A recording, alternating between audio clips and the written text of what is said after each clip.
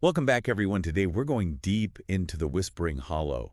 Have you heard of it? Oh, yeah. It's quite a thriller. It is super creepy. It's all about this town, Havenwood. Seems like a nice place, but there's a big secret, a forest that sings. Not in a good way, though. Definitely not. We've got excerpts from the book. We'll be trying to figure out what happened to Lila Hart. She disappears. And, well, there's a lot about the town's past, too, a pretty dark history. Right from the start, you get that feeling. The prologue is intense. A massacre back in 1843. Oh, the Hart family, right. The same family. They're killed brutally by the people who founded Havenwood. Elias Hart, he was the leader. He says, bury them deep. Let the trees hide what we did. Chilling. It's like they thought they could just bury it and it'd be gone. Yeah, like nature could somehow make it okay. And then there's that whisper. When they plant the pines, it goes, "We will remember." Gives me goosebumps every time. It stays with you. It's like the land itself is holding on to the memory. And who's the we in that whisper? That's what gets me. It's a great way to start.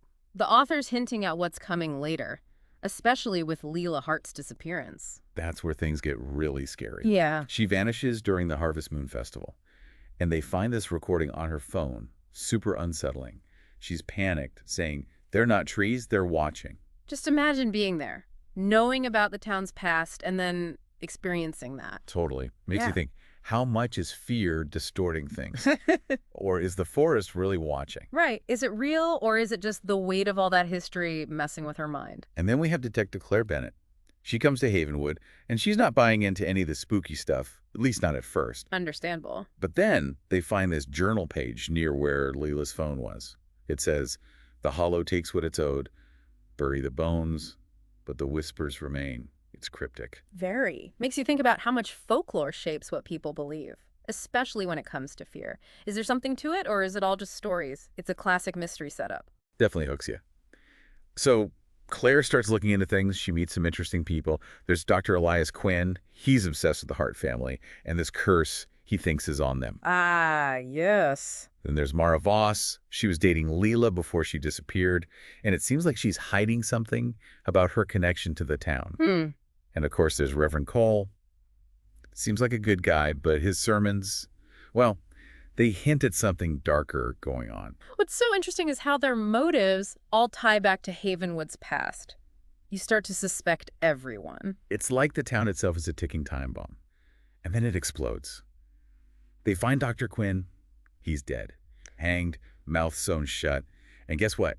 Another creepy journal entry. Oh, what does it say? The bones sing. They're awake. I mean, come on. Talk about a nightmare. It confirms what was hinted at before, right? The forest where they planted the pines, it's a mass grave. Yeah, Dr. Quinn's research proved it. The massacre, it really happened. They just tried to cover it up. It's like the whole town's built on this foundation of violence and lies. This is where Claire really starts to get deep into it. And, you know, it makes you think this is just a story, but it reflects things that happened in real life too, right? People doing terrible things for power or money and then trying to bury it. Absolutely. How many singing forests are out there just waiting to be discovered? Exactly. And speaking of buried secrets, well, that story takes us underground, literally.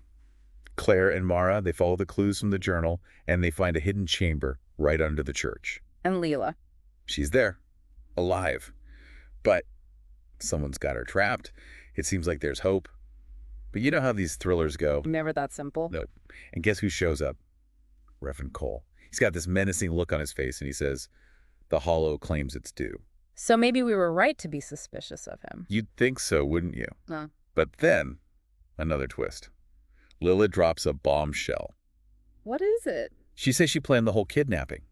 She wanted to expose Cole's connection to the town's past, even if it meant putting herself in danger. Wow.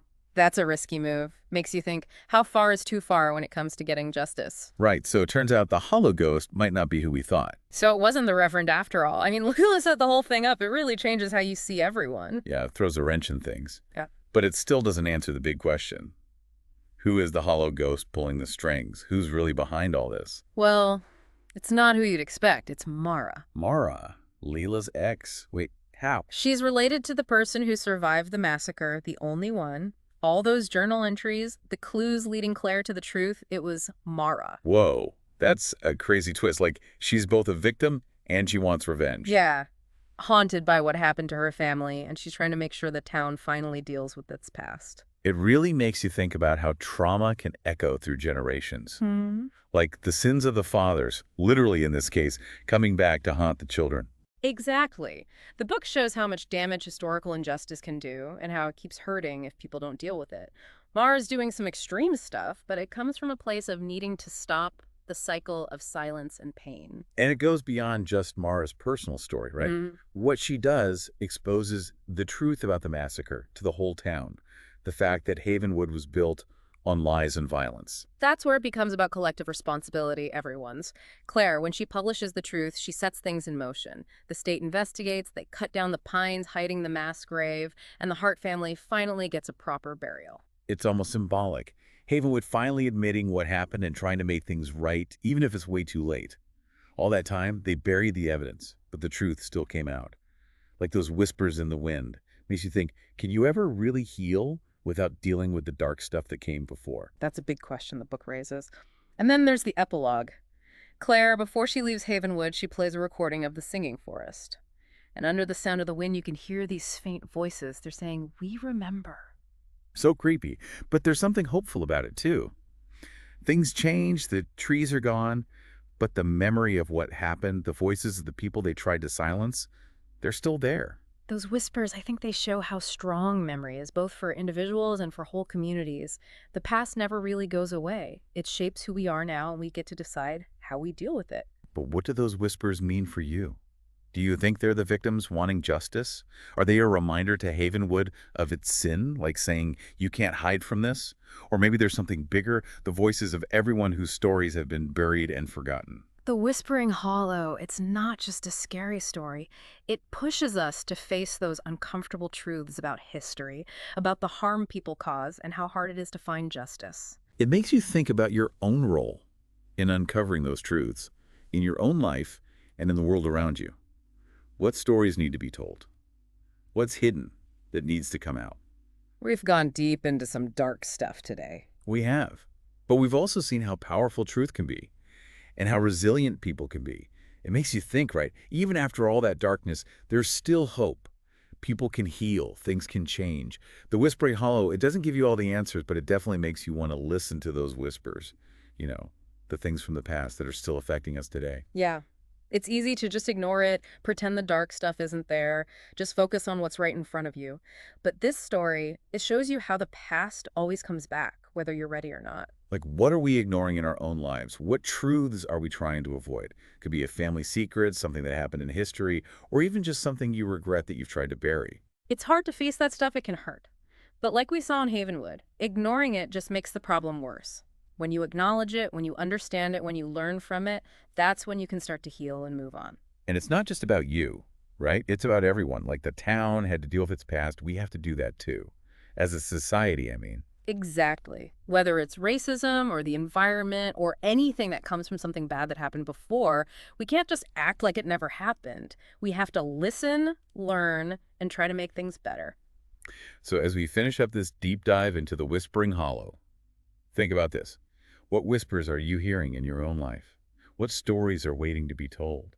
What needs to come out into the light? And what are you going to do about it? Will you just let it fade away? Or will you use it to make the world a better place, more fair, more understanding? That's all for this deep dive. Thanks for coming along for the ride. Until next time, keep listening, keep asking questions, and keep diving deep.